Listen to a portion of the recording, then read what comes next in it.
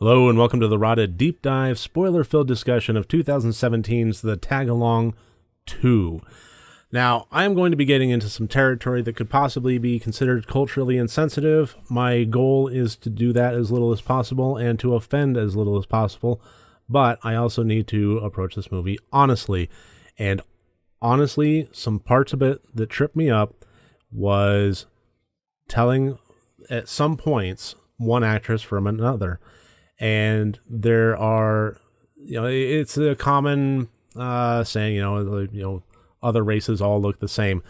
It's not a racist thing. If you were to judge those people based on that, then that would certainly be a racist thing. But it is not in itself a racist thing. It is simply science. It is something called the cross-race effect.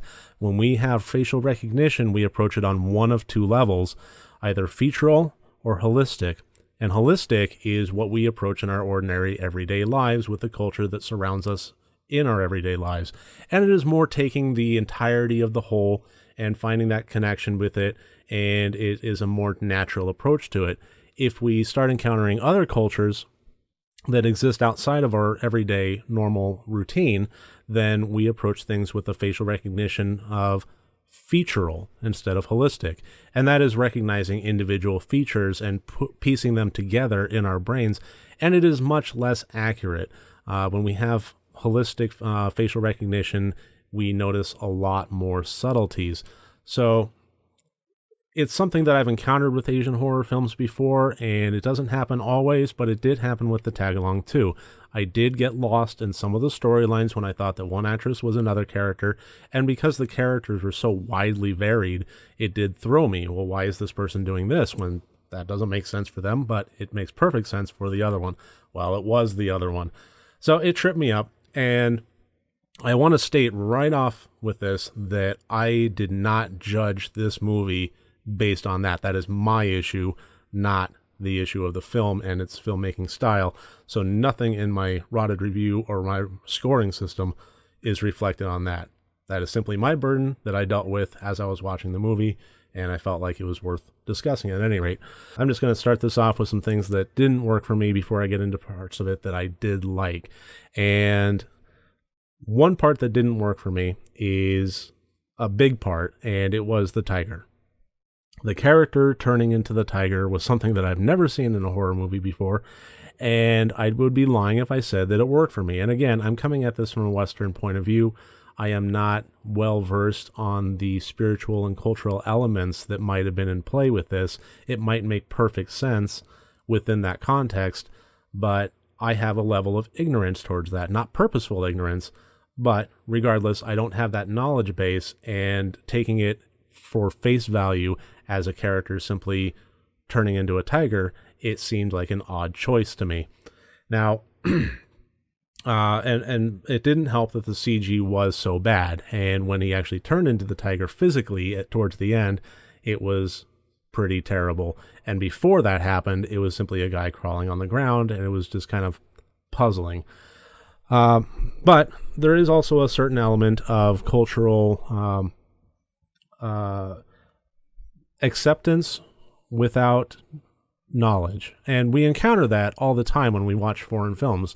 I think a good example of that is when Spirited Away got so big in Western culture and in America. It was very well received. It made a ton of money and won a number of awards, and I think a lot of Western audiences saw particular portions of that and went through the following thought process.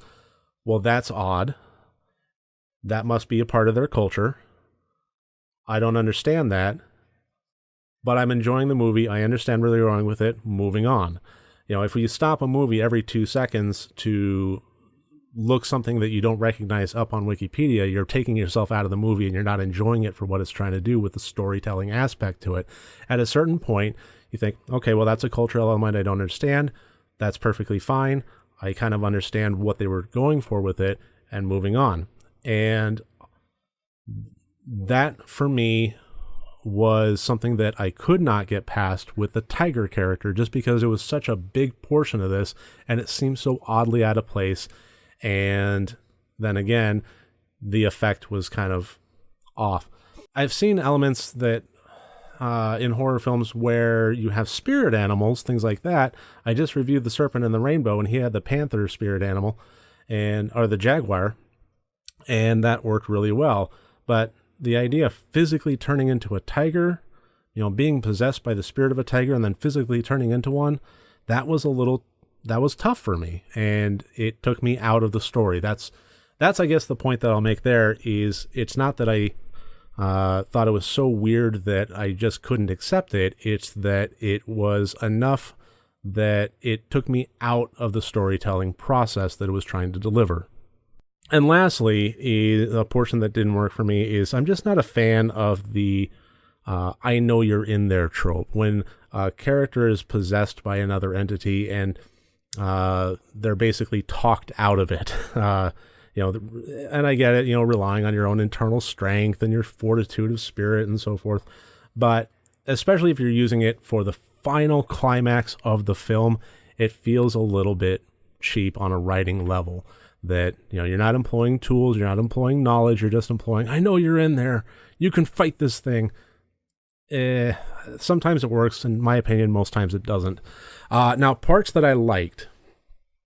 The scene with the mother holding the daughter's fetus, the little 6 centimeters of flesh that is just, with a little heartbeat pumping away. That was a very powerful message. It was definitely not subtle what it was trying to say. And again, regardless of how I feel about the core message of, anti-abortion and whatever, I do believe that in a horror film, if you're going to have a message, you bring it home with a sledgehammer. And that was the perfect scene for bringing it home with a sledgehammer to me. It really didn't hold back. And I really have to appreciate that. That was very raw. It was very visceral, and it was very heartbreaking. And, it was something that I wasn't quite expecting this movie to deliver that much in terms of just power. And I really had to appreciate that. The tattoos and the symbols of protection. Maybe it's the Constantine lover in me, but I really dug that. I really thought that worked really well. Having the tattoos with the writing and the symbols that, were actually used as a weapon. I dug that a lot. And I honestly thought that the tattoos as a weapon was much better than the tiger. And lastly, the very end, I really did like, where if you haven't seen the tag along, the original one, I'm about to spoil it for you. But when the girlfriend is being tricked, when she's in the forest and starts going into her happy ending La La Land with her boyfriend and recognizing that it wasn't real and then having to fight against it, the callback that they did to that at the very end of this one, with the grandson turning to the grandpa and, did we actually make it out of there? Did we escape? Are we safe?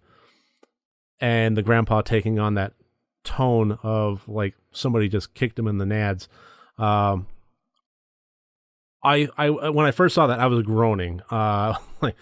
We just wrapped everything up. We have a nice tidy bow on things. Everybody has a happy ending for the most part, the people that didn't die at the very least. And, it felt like we had some closure and a good conclusion, and I was ready for the end credits. And then he asked that stupid question. I'm like, oh, geez, here we go. And then his grandpa bopped him on the head and was like, of course we're out of there, you idiot.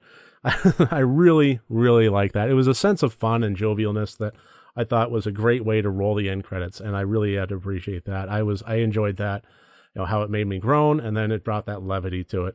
So, kudos to them on making that work. Other than that, I think that's about everything I want to talk about with the Tag Along 2. And at this point, I'd like to hear from you. If you think I'm right or wrong about anything here, if I was culturally insensitive, I do apologize, but I'd love to hear from you regardless. Please leave comments below. I'll be reading them and engaging with them. And otherwise, I just really appreciate you making me a part of your day. Thank you.